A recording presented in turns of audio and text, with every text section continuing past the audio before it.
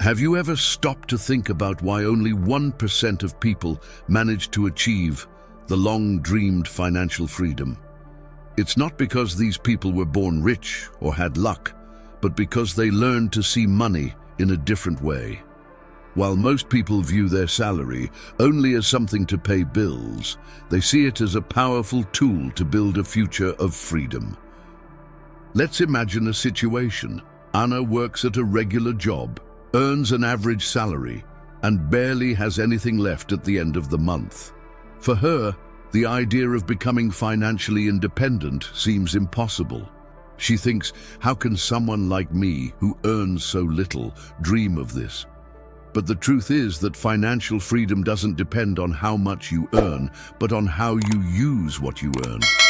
This small percentage of people who achieve financial independence didn't start at the top. They started from the same place as many of us, with debts, modest salaries, and challenges. The difference?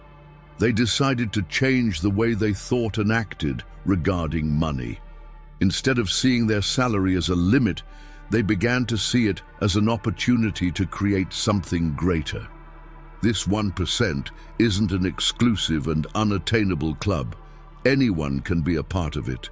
But the first step is simple and powerful. Change your mindset and start seeing every reel that comes in as the brick of a big building. After all, every great construction starts with the first block, right? It all starts here, in the way you see money and what it represents. Many of us were taught to see our salary as something that barely covers the bills, or as a weight that limits our dreams. But people who achieve financial freedom see their salary differently. For them, it's not a burden, but a powerful tool capable of transforming realities. Think of Pedro. He always believed his salary was just for paying bills and maybe having a little left for occasional leisure. When things got tight, he would lament, "I'm never going to get out of this routine." But then he decided to change his way of thinking.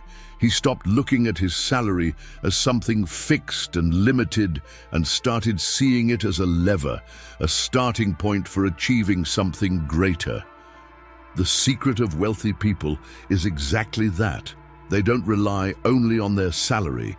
They use it strategically as a means to generate other sources of income. They know that every reel can be a step toward creating wealth, not just a cycle of earn and spend. Changing your mindset may seem like a small step, but it's gigantic. When you stop thinking in terms of "I can't" and start asking yourself, "How can I make this work?" something magical happens. Suddenly, what once seemed impossible starts to become reality. Now ask yourself, how do you see the money you earn? As a limitation or as an opportunity? This simple shift in perspective could be the first brick in the construction of your financial future. One of the biggest enemies of financial freedom isn't the size of the salary, but the way you think about it. The scarcity mindset is like an invisible brake that stops people from progressing.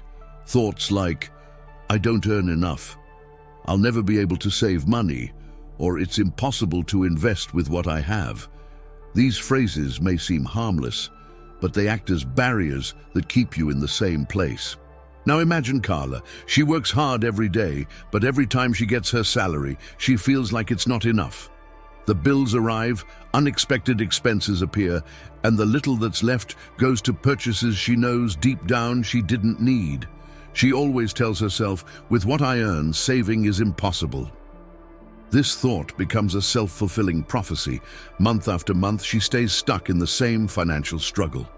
But here's the thing, the scarcity mindset is a trap, and getting out of it isn't about earning more, but thinking differently. The people who achieve financial freedom face the same challenges as Carla. What set them apart is that instead of focusing on what they couldn't do, they decided to focus on what could be done with what they had. For example, instead of saying, "I don't earn enough to invest," think, "How can I invest with what I earn?" This shift in thinking opens doors to creative solutions. Maybe you can't invest large sums immediately, but you can start small with accessible investments, such as fixed income or low-cost funds. The important thing isn't how much you start with, but that you start.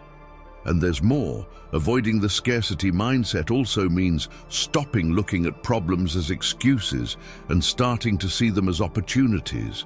Let's say you think you don't have money left at the end of the month. This is a sign to review how you're spending. Are there expenses that can be cut or optimized? That streaming subscription you rarely use or the daily lunches out could be opportunities to save and redirect that money. Another important point is learning to celebrate small victories. Let's say that in 1 month you managed to save 50. For many, that might seem insignificant, but for someone changing their mindset, it's a big step. Every reel saved is one reel closer to financial freedom. It's the sum of small efforts that builds great results over time. Finally, remember that the scarcity mindset isn't a reflection of your reality, but of how you choose to see it. Carla, realizing this, started transforming her thoughts. She decided that instead of repeating that it was impossible, she would find ways to make it happen. In a few months, Carla started seeing changes. Her spending was more organized. She managed to save a small reserve and even started learning about investments. Now it's your turn. Instead of thinking about what you don't have, ask yourself, what can I do with what I already have today? This simple question could be the start of a change that transforms not just your bank account but your entire financial life. Often we believe that the key to getting rich is earning more money. It seems logical. The more you earn, the more you can save and invest, right? But the reality is surprising. It's not how much you earn that defines your financial success, but how you spend what you earn. Let's imagine the case of Eduardo and Felipe. Eduardo earns a high salary, but as soon as the money hits his account, he spends it to maintain a luxurious lifestyle. An expensive car with high installments, frequent dinners at restaurants, and a wardrobe full of designer clothes. At the end of the month, despite his good salary, Eduardo is always broke and even accumulating debts. On the other hand, Felipe, who earns a smaller salary, lives more simply.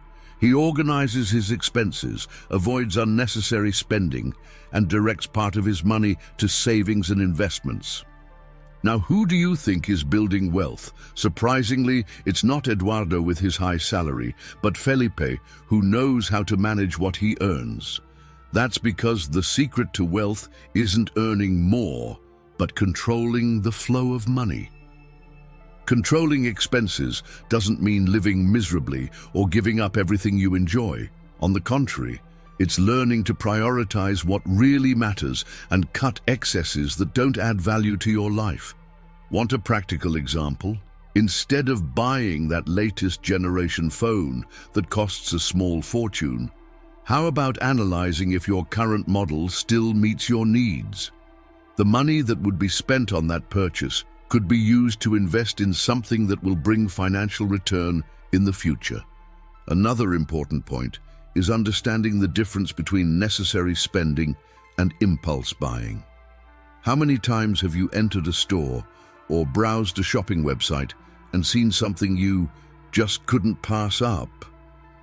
These little impulse buys may seem harmless, but over time they add up to amounts that could have been invested. That's why a practical tip is to adopt the 24-hour rule. Before making any purchase that isn't essential, wait a day to reflect if it's really necessary. Often, you'll find that the desire to buy disappears. Additionally, it's crucial to know where your money is going. Most people spend without even realizing where most of their salary is going. That's why creating a budget can be transformative. It doesn't have to be complicated. A simple spreadsheet or even a financial tracking app can help you visualize your spending and identify areas where you can save. Finally, remember that true financial freedom doesn't come from earning a lot, but from making your money work for you. This is only possible when you learn to control how it's spent. Felipe, with his smaller salary, started building a solid future because he prioritized the essentials, saved, and invested wisely. Meanwhile, Eduardo, with his high salary, continues trapped in a cycle of spending that doesn't bring him stability. And you? Are you spending consciously or letting money slip through your fingers? The good news is that it's never too late to change. Financial control starts with small actions today that will make a huge difference in your tomorrow. If you've already tried to organize your finances, you've probably noticed how easy it is to get lost when everything seems like a priority. Fixed bills, desires, emergencies. That's where the importance of separating your expenses strategically comes in.